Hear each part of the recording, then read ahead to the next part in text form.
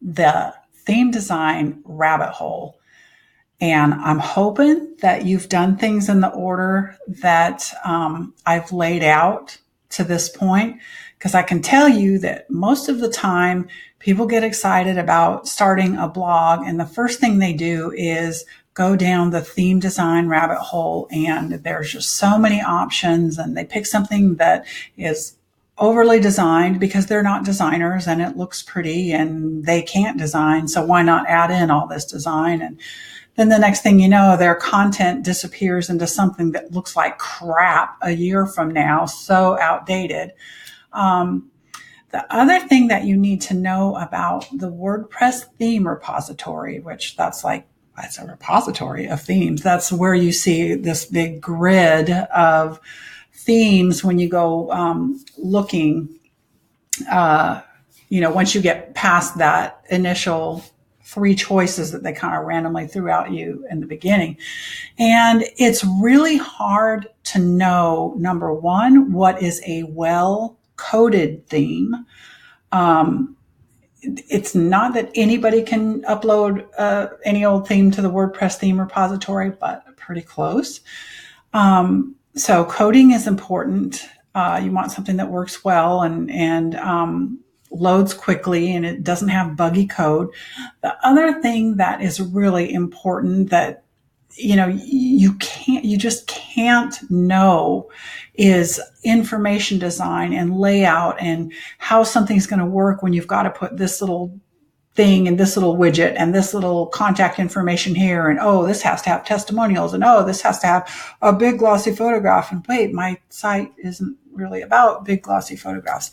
So you don't know until you've spent all this damn time setting all your crap up in something. And then you sit back and you're like, well, damn, this is not going to work for me. See, you're always trying to shoehorn your stuff into a design. So going simpler doesn't always sound sexy, but in the end, it is, because a simpler design allows the most flexibility for your content to be the center of attention. Even if you later decide to get more complicated, getting your stuff into a simpler theme now will kind of let you get a feel for what you want down the road if you change. So I've blathered on about all that, but honestly, guys, it is really important. So how you get to the themes once you've bypassed that whole skip the theme choice in the beginning is you go to appearance and themes, and then you're going to see all kinds of stuff. Now,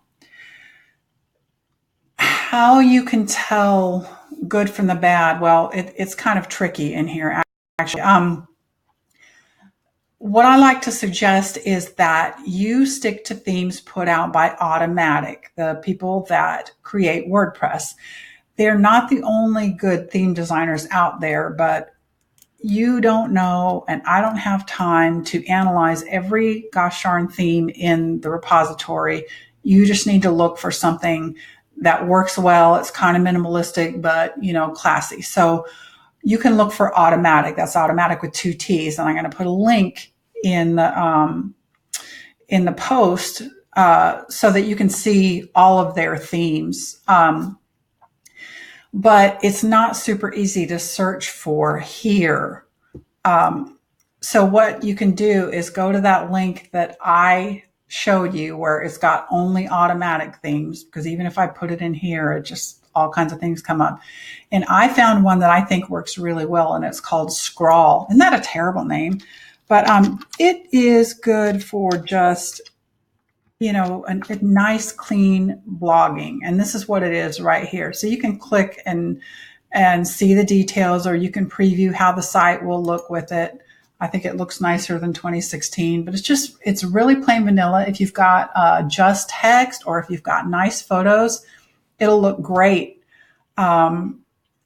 So here's another way that you can activate it. Doesn't that look better than the default theme? So you can click here to activate and publish. If you already know that that's what you want, you can get, that was the customizer, by the way. We're not really going to get into that. So, or you can just click activate here and boom, your theme design is changed. So what you might notice then is that things kind of would get shuffled around. Like this does not have that sidebar of content, which actually I don't think that is good most of the time anymore, because so many people read on mobile and that thing just gets in the way. So I like this scroll theme. I'm going to link to that too.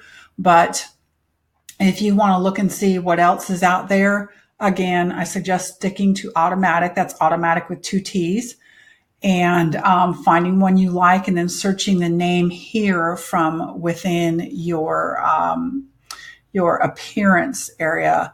And that, my dear, is really all you need to be concerned with as far as getting started. If you think that I left something out, you read this whole post, you watched all the videos, bless you, thank you for doing that, then leave me a comment at the bottom of the post and give me a shout and I will update the post if necessary. Okay, thanks for watching.